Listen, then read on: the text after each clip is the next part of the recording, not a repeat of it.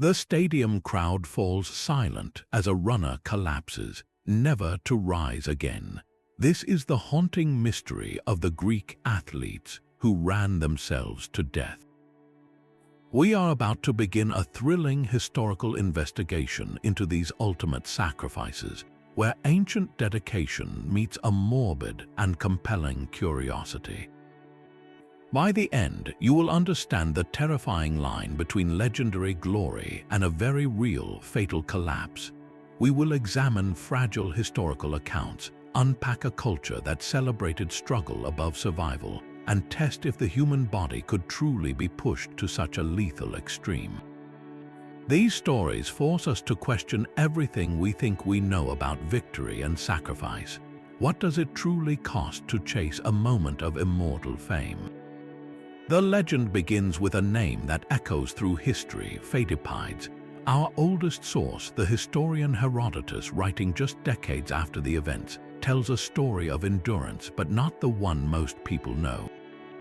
According to Herodotus, before the famous battle at Marathon, the Athenians sent a professional runner named Pheidippides on a desperate mission. His task was not to announce a victory, but to beg for one.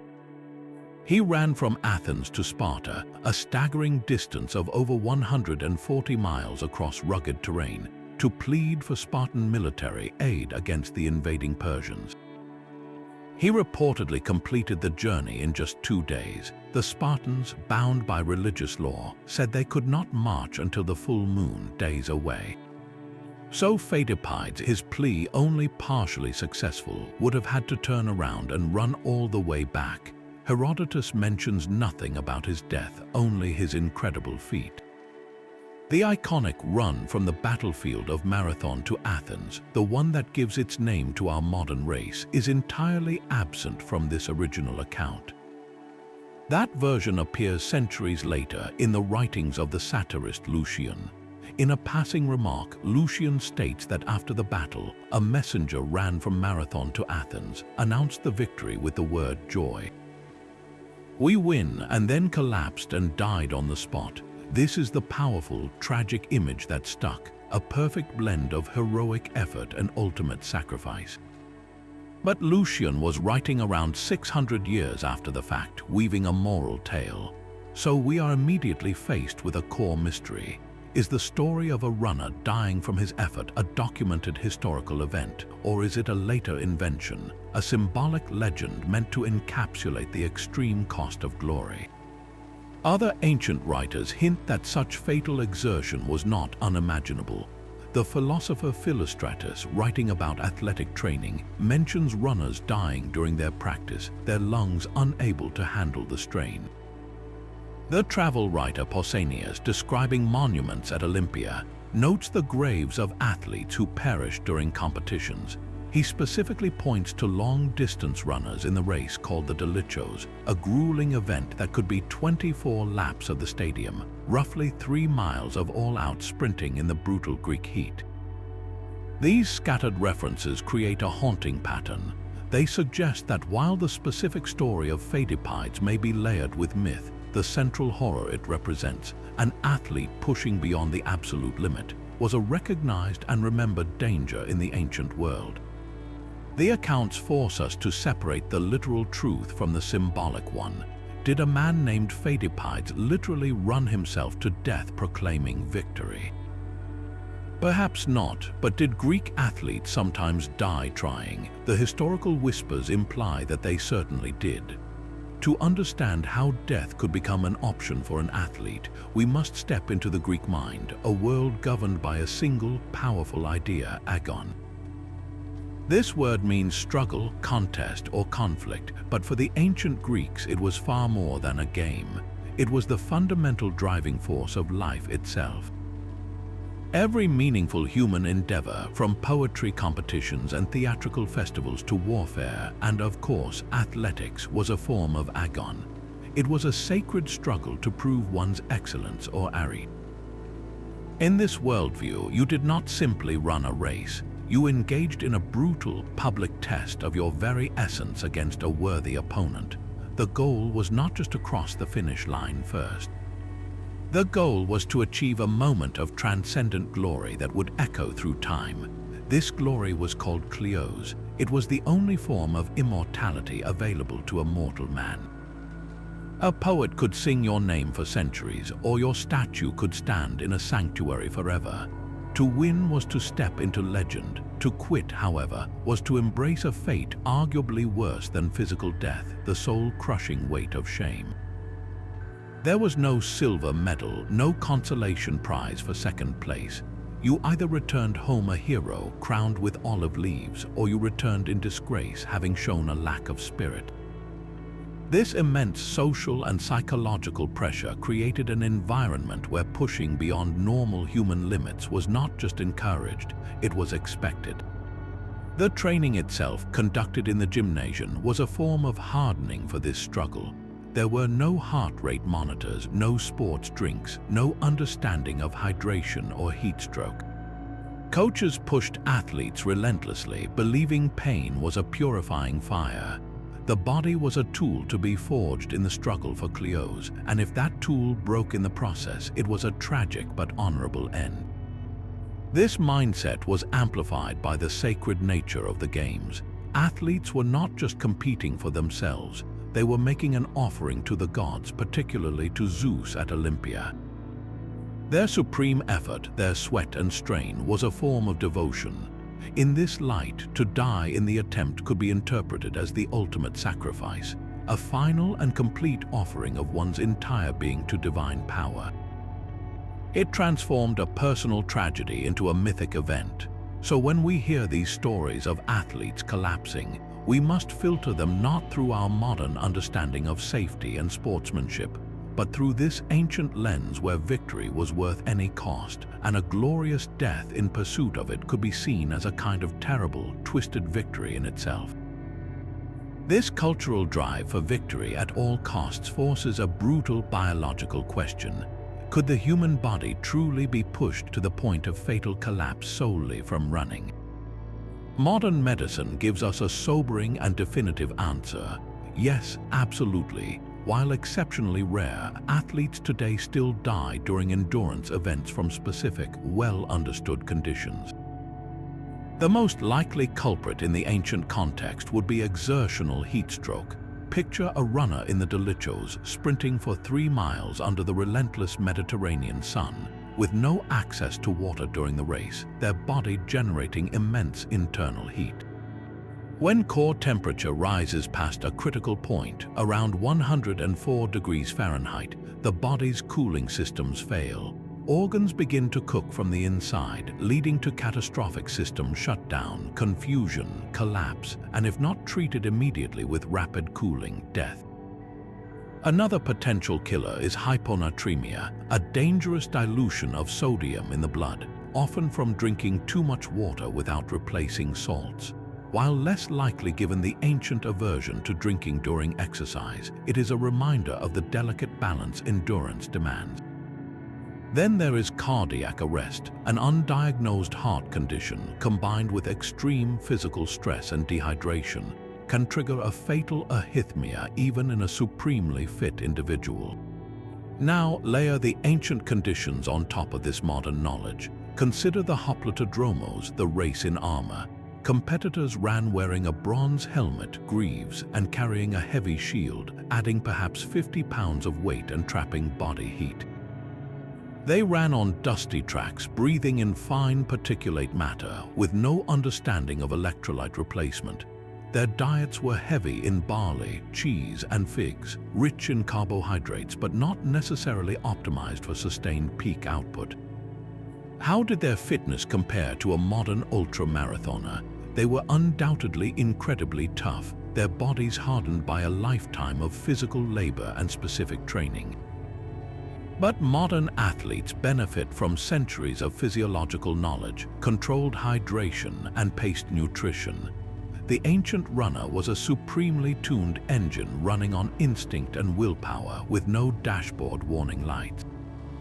Historians and sports scientists debate the precise cause in these legendary deaths. Was it pure cumulative exhaustion that simply caused the heart to stop? Was it a pre-existing weakness like a thickened heart muscle from intense training that chose the moment of peak strain to fail?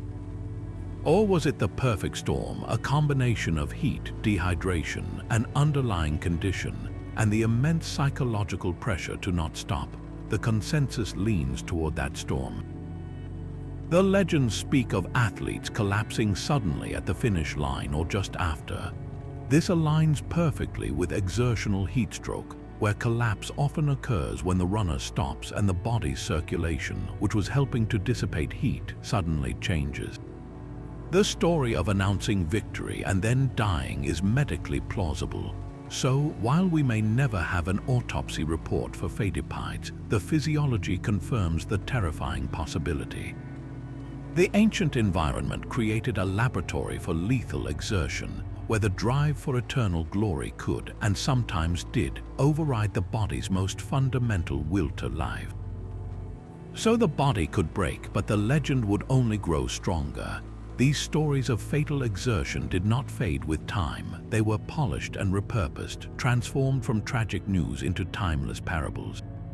Later Greek and Roman thinkers, living in more philosophical ages, looked back at these athletes and saw not just men but powerful symbols. For Stoic philosophers, the runner who pushed to the end exemplified the ultimate discipline, a mind so firmly in control that it commanded the body to obey until the very last breath, regardless of the cost. It was the extreme embodiment of their ideal to endure suffering with virtue. For others, it served as a cautionary tale about the dangers of excess, of hubris in pursuing worldly glory.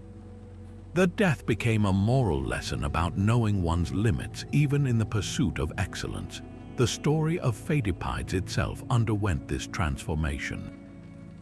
What began in Herodotus as a report of an incredible endurance run was reshaped by Lucian into a poignant, sudden death. A perfect dramatic ending that resonated for centuries because it captured a universal tension, the fleeting nature of triumph. This symbolic power is what ensured its survival long after other names were forgotten. It was this mythic version, not the historical account, that captivated a young French philologist named Michel Braille in the late 19th century. Inspired by the romantic ideal of ancient heroism, he proposed the creation of a long-distance race for the revived Olympic Games in Athens in 1896, a race that would commemorate Pheidippides' legendary final run. The distance was set somewhat arbitrarily at about 40 kilometers, roughly from Marathon Bridge to the Olympic Stadium in Athens. At those first modern games, the Greek water carrier Spiridon Louis won, sending the nation into a frenzy and cementing the marathon as the ultimate test of human endurance, a direct link to the ancient world. The irony is profound. The modern marathon was born not from a verified historical event, but from a potent myth about death. We literally recreated a race to celebrate a story of fatal collapse, sanitizing its ending into one of triumph and survival. This reveals the core of the ancient attitude, a worldview that saw the body as temporary but glory as eternal. The body could be sacrificed on the altar of Cleos. When a modern athlete tragically dies during a race, we frame it as a devastating accident, a failure of safety protocols, or a cruel twist of fate. We seek causes, assign responsibility, and mourn a life cut short. The ancient framework was different. While the loss was still tragic, it could also be interpreted as a willing, if unconscious, offering, a body spent completely in the sacred struggle. The difference lies in what we value as the ultimate victory. For us, the victory is in living to tell the tale, in personal achievement and longevity. For them, the victory could exist in the moment of supreme effort itself, a moment so pure it transcended the survival of the individual. So were there Greek athletes who ran themselves to death. The evidence whispers yes, but the far more compelling truth is that the ancient world believed they could. And in that belief, they built stories that ask the most difficult questions about what we are willing to trade for a moment that echoes through time. The legend endures not because we have proof, but because we still feel its terrible, awe-inspiring pull. From the dusty tracks of Olympia to the polished asphalt of modern marathons, the shadow of those ancient runners stretches across millennia. Our investigation reveals a truth that is perhaps more compelling than any single verified fact. The Greek athletes who ran themselves to death inhabit a profound middle ground, a space where verifiable history blurs into the contours of a powerful, necessary legend. They are figures born from a culture that consciously, deliberately, placed the immortal glory of Cleos above the mortal safety of the body. The scattered graves, the philosophical whispers, and the brutal physiology all point to a terrifying reality that in the sacred agon, death was not an unthinkable accident, but a possible and even honorable conclusion to the ultimate struggle. These stories are not really about running. They are about the outermost frontier of human ambition. They force us to confront the price of transcending our limits, asking if a moment of everlasting fame is worth a lifetime sacrifice to achieve it. In our modern world, we have medical tents, electrolyte gels, and pace teams. We have optimized performance to minimize risk, turning the raw, dangerous pursuit of the ancients into a calculated science. So we must wonder, in sanitizing the struggle, have we lost the essential, terrifying spirit of the agon? Or have we simply found new, safer arenas in which to chase the very same thing, that fleeting taste of immortality through extraordinary effort? The drive to push beyond, to see what we are truly made of, remains unchanged. We just call it by different names. What do you think constitutes true sacrifice in modern athletics? Is it the same primal drive that fueled those ancient runners? Share your thoughts in the comments below. And if you were captivated by this journey to the edge of human endurance, subscribe for more explorations into history's greatest mysteries.